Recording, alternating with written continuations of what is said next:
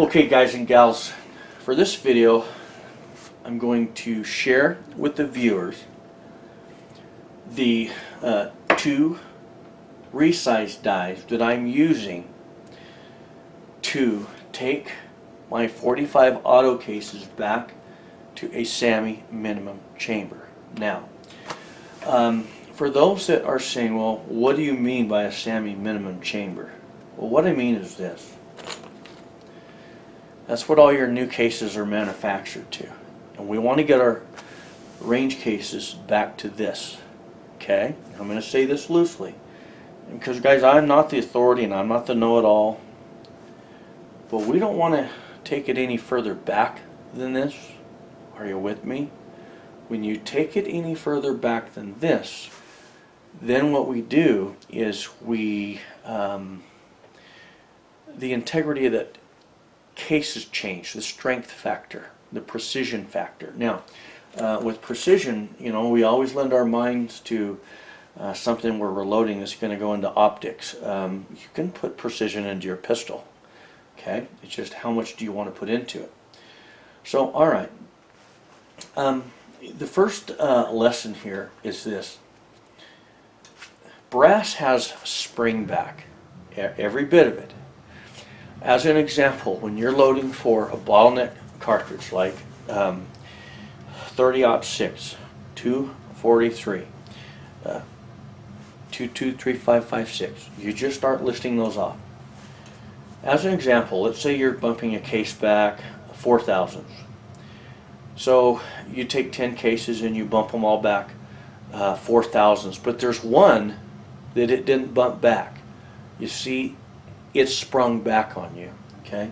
Now remember, when you're working with cases of the same head stamp and the same lot number, then that's going to be minimalized. But what do we have here? Oh, range cases. And then what we have something happening here that's unique in the way that for our pistol cartridges, some of these went through a Glock. Now, that means what we're fighting is the bulge around the case. And you know, you could be saying, hey, would you show me where that bulge is at? But it doesn't matter. I don't have to point anywhere on this case to show you where the bulge is at, because I'll tell you what, it can be a bulge that you can't see, because I've inspected these cases and I can't see any bulges on these. But if I were to take these cases and just start running them through this dual ring carbide by Redding, I found that 3 or 4 out of 10 won't cycle. And you can't quite see it. And it's kind of like this. It's kind of like this. So you run your case through the sizing die, and you know, you can be, again, placing it into there and turning it in the smallest increments, and it'll fit, it will fit, it will fit. Then all of a sudden, you turn it just right and drop it, and it won't fit. That's what we're talking about. So you can't really see that bulge, but it's there. And if you chamber that into that 1911 just wrong, guess what? It won't go into full battery. All right? So now let me tell you this. All right, this die right here. For these two die sets,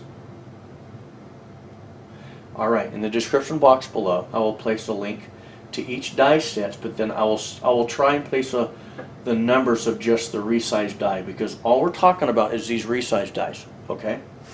All right. This die, this Resize die, this is my non-carbide Resize die. It's just a steel die. I've been using this for a few years now, I suppose. Not exactly sure how long. Let me grab this flashlight and show you this. Do you see that steel die? It is fully tapered for the full length of the case. Every bit of that case gets touched by that die. Okay? Now, I have been using this Resize die on all the loads that have come out of 3 different 1911s in my Springfield XD. I really haven't done much with my Glock. I like my Glock. It's growing on me. Great pistol, as a matter of fact. But this die has ran everything that I've shot through those. But there's been times out when I'm out in the desert kicking around and I see cases, and I pick those up and I keep those kind of segregated on their own, but I run them through that Resize die. They run like a dream. I'm telling you, anything I put through that die so far is ran like a dream, except for range cases. So the key phrase there is except for range cases. Now, so let's talk about this die. This is the dual ring carbide die by Redding. The problem I'm having with this die is 3 or 4 out of 10 will not cycle in any of my 1911s. It's very consistent. Out of 3 1911s that I have, it's the same outcome. Alright? But I got to thinking about this. This die right here that I've been using for a number of years now, it's sized like a dream, right? So this is what I did. I took this die. Now I'm going to show you how I set this up. This is how I set this up. Okay, for the viewers, pay attention. On your carbide, you do not apply cam over. On your non-carbide die, or your steel die, as I call them in slang terms, I'm going to run it down to where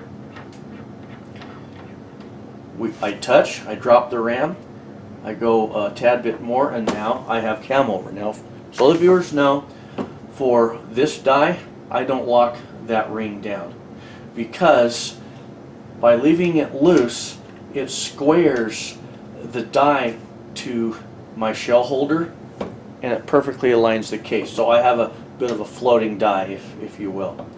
Okay, and what I do is on this set screw, I have it locked in position, so if this die begins walking, I can just make a simple correction. And normally it'll walk this way, and as it walks away, then I just pay attention and I just dial it back. But it's very precise, okay? Now, so we have both of these dies set up. In the past, off this die, everything ran really good, okay? This dual ring carbide, it's not really working for range cases. For new stuff coming out of a 1911 or a Springfield, or maybe some stuff out of a Glock, I'm saying this loosely, low pressure out of a Glock, yeah, this dual ring carbide might work, but then again, you might get bit coming out of a Glock. I don't know, I'm just saying. I could be wrong on that, but we'll just keep going here. Now, on this steel die, I'm going to show you guys something. This is not an approved way of doing this, but on the steel die, you definitely should lube your cases. But for my 45 auto, I really don't. I'll tell you why. These are tapered. These are tapered, right? There. My cases are clean. There's nothing on them. That's how I do that. Do what you want. The only problem you might have is after 30 or 40 loadings, you could see weak spots on the rims from extracting it from that. If you do, trash the case. Who cares, right? That's how I look at that.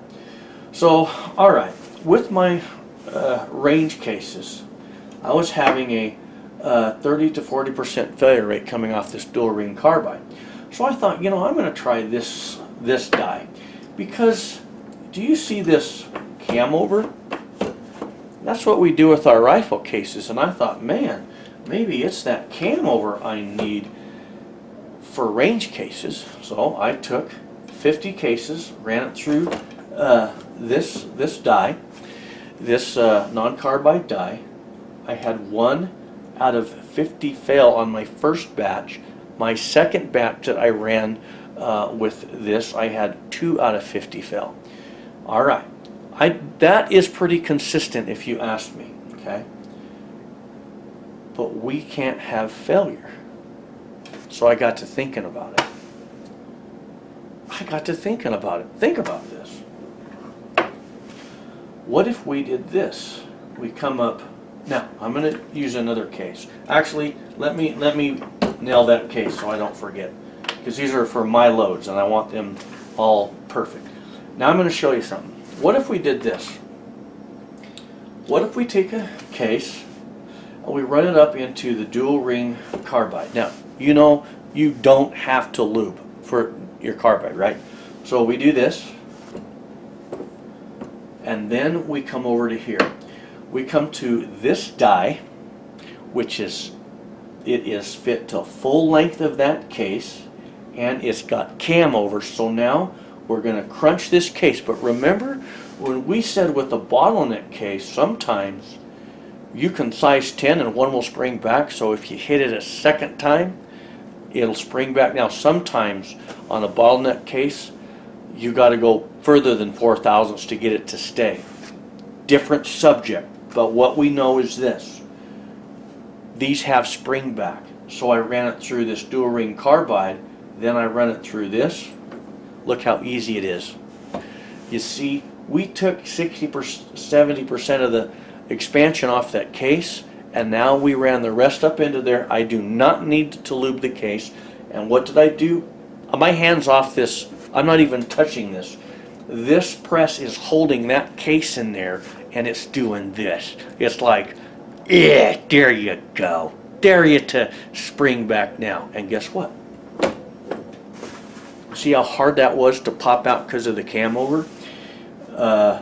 That case is now, from what I'm working with, I have ran 300 rounds this way, and I have not had one failure in 2 of my 1911s, just 2 of them.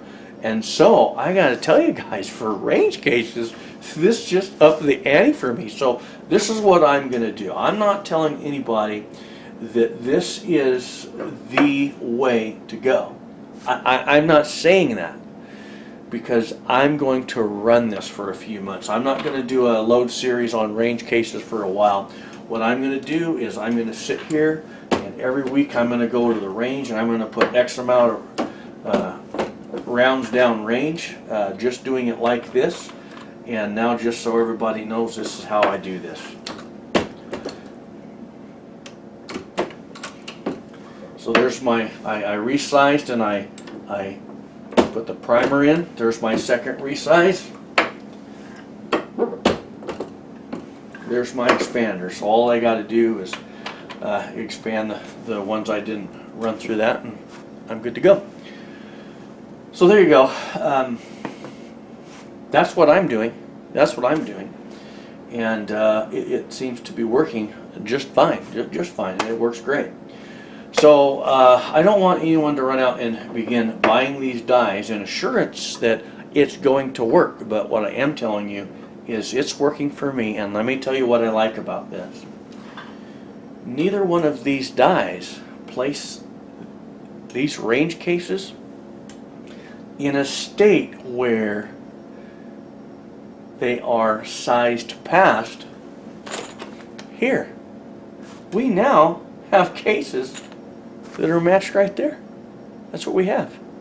Okay, now we do have different case heads, and different lengths. That's another issue. See, that's why I didn't want to put this in a 45 auto series. This has to be in its own series to really be most effective for the viewer. So there we go. That's how I do it. That's how I do it. And so, yeah. I would say over the next couple months I'll work with this, and then when I'm ready to do the series on processing range cases, then you'll see this run. And you, if this works, we'll go to the range. As a matter of fact, you're going to see a lot of this ran at the range. And I'm kind of thinking what I'm going to do, I'm going to start running videos of me actually shooting this. And there will be many videos in that series of these actually running down range before I really pull the trigger on the series. Guys and gals, that is a pun intended. So guys and gals, that's the end of this video. God bless. We'll see you on the next.